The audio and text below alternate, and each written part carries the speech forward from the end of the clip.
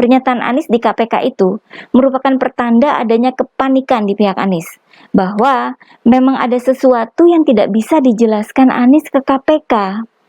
Tapi waktu itu kan Jakpro masih terus saja jadi bemper buat Anies.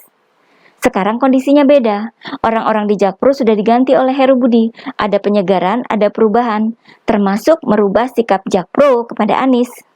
Bisa jadi ini merupakan pintu masuk buat KPK ya. Bisa jadi. Walaupun masih mengandung tanda tanya besar ya. KPK memang aneh sih.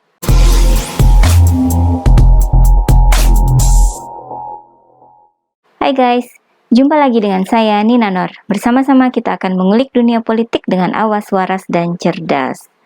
Dari berbagai gebrakan yang dilakukan penjabat Gubernur DKI Jakarta, Heru Budi Hartono, ada satu yang cukup telak menohok Anies Baswedan, yakni ketika Heru Budi merombak direksi dan komisaris PT MRT Jakarta. Direktur utama PT MRT Jakarta, Muhammad Aprindi, dicopot oleh Heru Budi.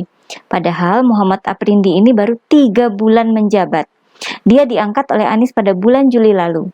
Waktu itu, pada bulan Juli itu ya, pengangkatan Muhammad Aprindi oleh Anies menggantikan direktur lama, William Sabandar.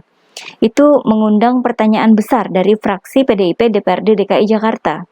Muhammad Aprindi dinilai tidak tepat dipilih sebagai direktur PT MRT karena tidak memiliki kompetensi dan kemampuan yang lebih tinggi ketimbang dirut yang lama, William Sabandar.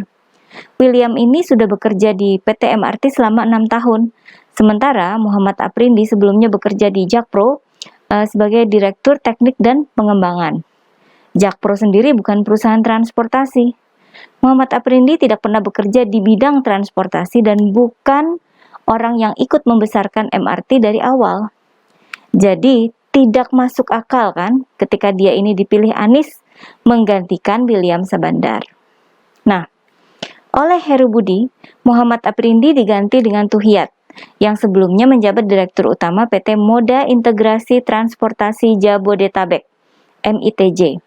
Dia juga pernah menjabat sebagai Direktur Keuangan dan Manajemen Korporasi PT MRT. Artinya, penunjukan oleh Heru Budi benar-benar berdasarkan kemampuan dan pengalaman yang bersangkutan ya. Sementara itu, William Sabandar yang dulu dicopot Anies oleh Heru Budi, sekarang diangkat menjadi komisaris PT MRT. Perombakan ini sangat mengejutkan ya.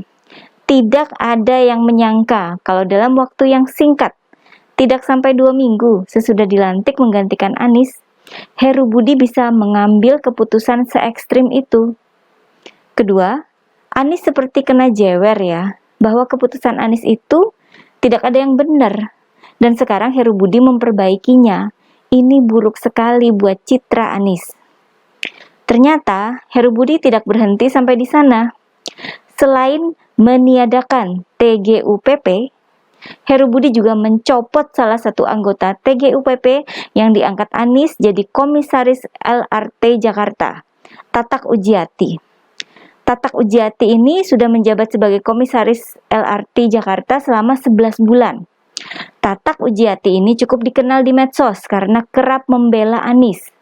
Oleh sebab itu dia disebut sebagai tangan kanannya Anies. Pencopotan Tatak Ujiati ini juga sangat menohok Anies. Seorang anggota TGUPP yang sangat dipercaya oleh Anies, ternyata dinilai tidak mampu dan tidak cocok dengan jabatannya oleh Heru Budi. Dan Heru Budi sepertinya belum berhenti memberi kejutan pada publik dan pada Anies. Hari Senin, tanggal 28 November 2022, Heru Budi merombak jajaran petinggi PT Jakarta Propertindo atau yang lebih dikenal dengan Jakpro. Mereka yang dicopot antara lain Direktur Utama Widi Amanasto dan Direktur Bisnis Gunung Kartiko. Lalu Iwan Takwin yang sebelumnya menjabat sebagai Direktur Teknik dan Pengembangan Bisnis diangkat menjadi Direktur Utama. Di sini terjadi lagi yang dulu dicopot Anies kemudian diangkat lagi oleh Heru Budi, yakni Dwi Wahyu Daryoto yang sebelumnya pernah jadi Direktur Utama Jakpro. Dulu ya, pencopotan Dwi Wahyu oleh Anies sempat dikaitkan dengan Formula E. Mungkin Dwi Wahyu ini kurang mendukung Formula E atau ada ketidakcocokan dengan Anies, entahlah ya. Hingga kemudian diganti Anies dengan Widi Amanasto. Nah, sekarang oleh Heru Budi, Dwi Wahyu diangkat menjadi komisaris Jakpro. Kembali, sebuah pukulan telak terhadap Anies. Jakpro ini kan bagaikan perpanjangan tangan Anies ya, dalam mewujudkan proyek-proyek mercusuarnya, yakni Stadion JIS dan Formula E, terutama Widi Amanasto ya. Dalam perhelatan Formula E, Widi menjabat sebagai Direktur Pelaksana Formula E. Jakpro biasanya jadi bumper buat Anies ya. Dalam perhitungan awal keuntungan Formula E, dalam studi kelayakan pada tahun 2019, Jakpro tidak memasukkan komitmen fee sebagai biaya atau sebut saja modal ya, sehingga Formula E disebut menghasilkan pendapatan 20 miliar sampai 50 miliar rupiah untuk Jakpro. Jadi di studi kelayakan itu Jakpro menyebut biaya penyelenggaraan Formula E sekitar 200 miliar hingga 310 miliar rupiah. Tapi ini tidak termasuk komitmen fee yang juga ratusan miliar. Kayak akal-akalan supaya terlihat menguntungkan dong ya. Jakpro juga mengeluarkan 70 miliar rupiah dari cash flow perusahaan untuk menalangi pembangunan sirkuit Formula E. Padahal pada tahun 2018, 2019, dan 2021 Jakpro mengalami kerugian yang kalau ditotal mencapai 427,94 miliar. Jakpro ini juga sangat lambat dalam menuntaskan audit pelaksanaan Formula E. 3 bulan sesudah Formula E digelar, baru Jakpro menyelesaikan proses tender pemilihan perusahaan auditor. Pemprov DKI di bawah Anies pada bulan Juni silam menyatakan akan menggandeng pihak swasta untuk melakukan audit total Formula E. Audit itu katanya akan selesai pada pertengahan Juli 2022. Namun ternyata hanya omong doang. Karena hingga sekarang audit itu belum juga selesai kan? Ampun deh ya. Terakhir, soal keuntungan Formula E ini sudah disampaikan oleh Jakpro kepada DPRD DKI Jakarta pada awal November ini. Katanya berdasarkan laporan per akhir September 2022. Sedangkan laporan keuangan Formula E masih belum selesai diaudit. Jakpro menyatakan Formula E mendatangkan keuntungan 6 miliar rupiah buat Jakpro. Namun, dalam rincian beban atau modal ya, komitmen fee tetap saja tidak dimasukkan oleh Jakpro. Uang keluar, kok nggak dihitung sebagai biaya? Ya udah itu urusan Jakpro ya. Heru Budi sendiri sudah menyerahkan sepenuhnya ke Jakpro soal pertanggungjawaban penyelenggaraan Formula E.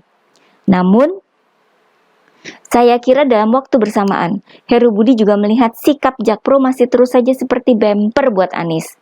Bolehlah kita sebut sebagai sikap yang AAS, asal Anies senang. Buktinya kan itu tadi, komitmen fee ratusan miliar tidak dimasukkan jadi biaya sehingga perhitungan pun jadi untung. Dari studi kelayakan hingga laporan untung rugi, semua dipegang Jakpro dan semua diatur untuk melindungi kepentingan Anies kan? Di mana pertanggungjawaban komitmen fee yang mencapai angka 560 miliar rupiah? Dampak ekonomi yang katanya mencapai 2,6 triliun rupiah juga dipertanyakan. Salah satunya oleh Direktur Studi Demokrasi Rakyat (SDR), Hari Purwanto. Karena fakta di lapangan menunjukkan kebalikannya. Ada keluhan pihak UMKM yang sepi pembeli. Buka lapak di sana, tapi sepi pembeli. Tapi katanya menguntungkan. Nah, nggak bener kan? Saya kira perombakan Jakpro oleh Heru Budi ini merupakan upaya bersih-bersih BUMD itu dari hubungan utang budi dengan Anies, agar Jakpro bisa lebih profesional. Masa pemilihan auditor saja butuh waktu 3 bulan. Sudah menderita kerugian, cash flow perusahaan dipakai buat menalangi proyek Formula E. Dan komitmen fee selalu tidak digolongkan sebagai biaya atau modal. Padahal ketika dipanggil KPK, Anies menegaskan kalau Formula E bukan program dia sebagai gubernur. Sementara rekam jejaknya berkata sebaliknya, Anieslah yang menjadikan Formula E sebagai salah satu program prioritas. Beberapa pihak menilai ya, pernyataan Anies di KPK itu merupakan pertanda adanya kepanikan di pihak Anies, bahwa memang ada sesuatu yang tidak bisa dijelaskan Anies ke KPK. Tapi waktu itu kan Jakpro masih terus saja jadi bumper buat Anies. Sekarang kondisinya beda. Orang-orang di Jakpro sudah diganti oleh Heru Budi. Ada penyegaran, ada perubahan, termasuk merubah sikap Jakpro kepada Anies. Bisa jadi ini merupakan pintu masuk buat KPK ya. Bisa jadi. walaupun masih mengandung tanda tanya besar ya. KPK memang aneh sih. Sudah disampaikan oleh pakar hukum Universitas Padjadjaran, Profesor Romli Atmasasmita, bahwa ada unsur jahat, unsur niat jahat dalam Formula E, dan ada perbuatan yang dapat dipidana. Namun KPK diam-diam aja. Jadi kita hanya bisa menunggu perkembangan selanjutnya ya guys. Jangan lupa like-nya dan subscribe channel Siward TV. Kura-kura memang juara.